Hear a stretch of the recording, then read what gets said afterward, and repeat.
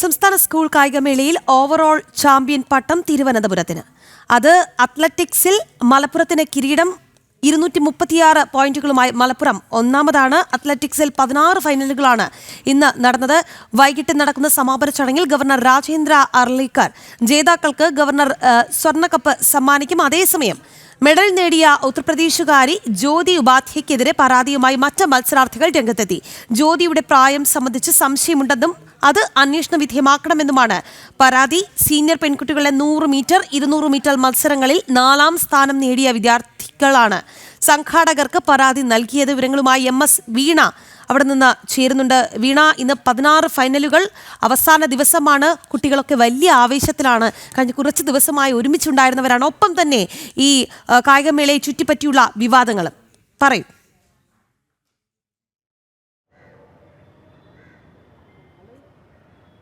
രാഖി, അങ്ങനെ 22-ാം തീയതി ആരംഭിച്ച് 8 ദിവസം നീണ്ടുനിന്ന കായികമേളയ്ക്ക് ഇന്ന് കൗമാര കായികോത്സവത്തിന് സമാപനമാവുകയാണ്. വർണ്ണാഭമായിട്ടുള്ള മത്സരങ്ങളായിരുന്നു കഴിഞ്ഞ ദിവസങ്ങളിലടക്കം നടന്നത്.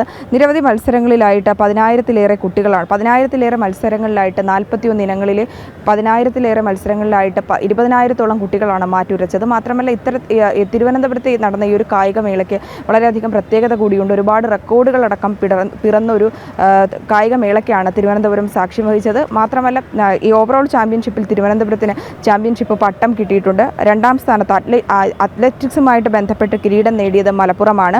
മലപ്പുറവും പാലക്കാടും തമ്മിൽ ഇഞ്ചോടിഞ്ച് മത്സരമായിരുന്നു. അതിൽ 236 പോയിന്റുകളുമായാണ് അത്ലറ്റിക്സിൽ മലപ്പുറം കിരീടം സ്വന്തമാക്കിയത്. തുടർച്ചയായ 2ാം തവണയാണ് മലപ്പുറം ഈ ഒരു നേട്ടം കൈവരിക്കുന്നത്.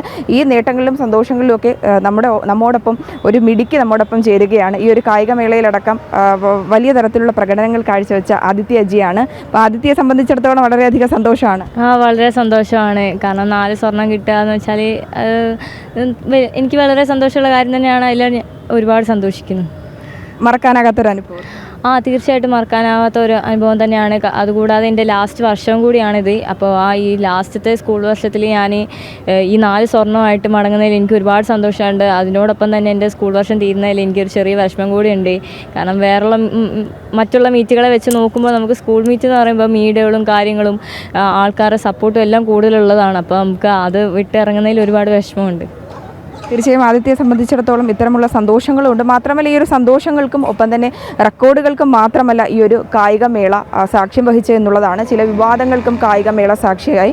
അതായത് പ്രായ തട്ടിപ്പുമായി ബന്ധപ്പെട്ട് മെഡൽ കരസ്ഥമാക്കിയ ഉത്തർപ്രദേശ് സ്വദേശി ജ്യോതി ഉപാധ്യയ്ക്കെതിരെയാണ് ഇത്തരത്തിലുള്ളൊരു പരാതിയുമായി മറ്റ് മത്സരാർത്ഥികൾ രംഗത്തെത്തിയത്. അതായത് ജ്യോതിയുടെ പ്രായം സംബന്ധിച്ച കാര്യത്തിൽ സംശയമുണ്ടെന്നും ഇതുമായി ബന്ധപ്പെട്ടുള്ള രേഖകൾ പരിശോധിക്കണം എന്നുള്ളൊരു പരാതി കൂടിയാണ് മറ്റ് മത്സരാർത്ഥികൾ നൽകിയത്. പെൺകുട്ടികളുടെ കൊണ്ട് മാത്രം ഇടപെടുകയാണ്. സംസ്ഥാന സ്കൂൾ കായികമേളയിൽ ഓവറോൾ ചാമ്പ്യൻ പട്ടം തിരുവനന്തപുരത്തിന്.